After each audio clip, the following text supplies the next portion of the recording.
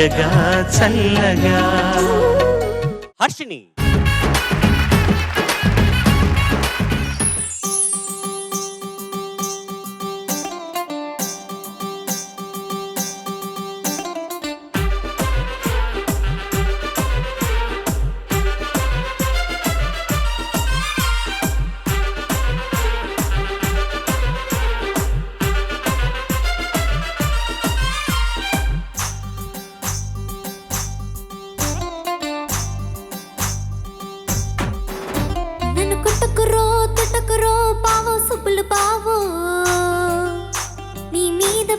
తగ్గదురో పావు సుపులు పావు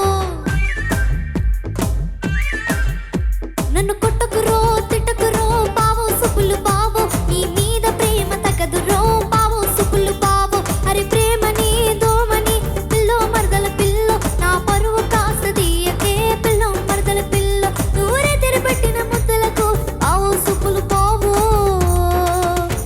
మరుని తురపట్టకు సుస్తిని రో పావు సుపులు పావు.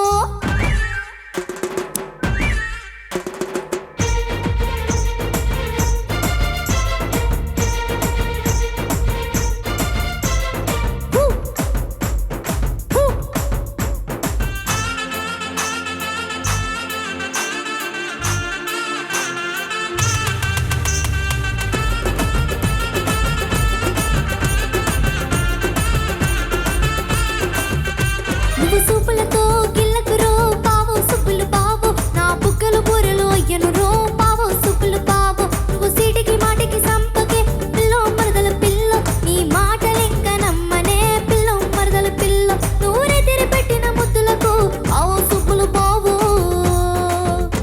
నేను ఉక్కిరి బిక్కిరి అయ్యాను రో పావు సుప్పులు పావు.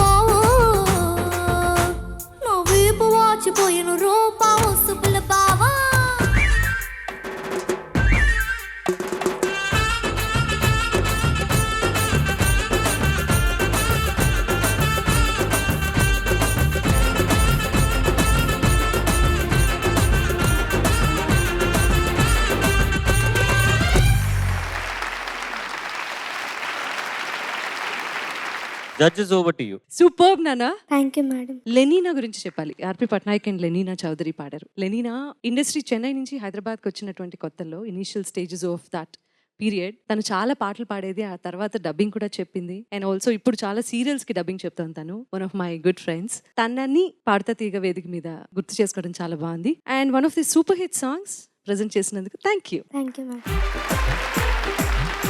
హర్షిని నమస్తే సార్. నమస్తే. చాలా బాగా పాడావు నాన్న. Thank you sir. ఈ పాటను ఎంత బాగా పాడడానికి వీలుంటుందో అంత బాగా పాడేసావు. చాలా బాగా పాడావు. Thank you sir. అంటే చాలా అందులోని అర్థాలు చక్కగా దాన్ని అభినయించిన విధానం కానీ ఎలాంటి భేషజం లేకుండా చాలా చక్కగా పాడావు. ముఖ్యంగా ఈ ఇద్దరి కలయిక ఆర్పి పట్నాయక్ గారు, కులశేఖర్ గారు, వీళ్ళిద్దరి కలయికలో ఎన్నో మంచి పాటలు చలనచిత్ర పరిశ్రమకు వచ్చాయి. ఒకప్పుడు కులశేఖర్ గారు చాలా విజృంభించి రాసేవారు. ఇప్పుడు అనారోగ్య కారణం వల్ల రాయలేకపోతున్నారు. కానీ మళ్ళీ ఆయన ఆరోగ్యం కుదుటపడి చక్కగా పాటలు రాయాలని మనం అందరం కోరుకుందాం. ఒకప్పుడు కులశేఖర్ గారు అన్ని ప్రేమ గీతాలు అసలు ప్రతి సినిమాలో దాదాపు 4-5 ప్రేమ గీతాలు ఉంటే ఆయన ఏకంగా కులశేఖర్ కాదు ప్రేమి కులశేఖర్ అనేవాళ్ళు అనమాట. అన్ని ప్రేమ గీతాలు రాశారు. ఆయనకు మన ప్రేమనంతా పంచుదాం. తప్పకుండా ఆరోగ్యంతో మళ్ళీ పూర్తి ఆరోగ్యంతో రావాలని కోరుకుందాం. చాలా బాగా పాడాను అన్న. Thank you sir. Harshini super చరణంలో అది ప్రతిసారి క్రాక్ అయింది అక్కడ.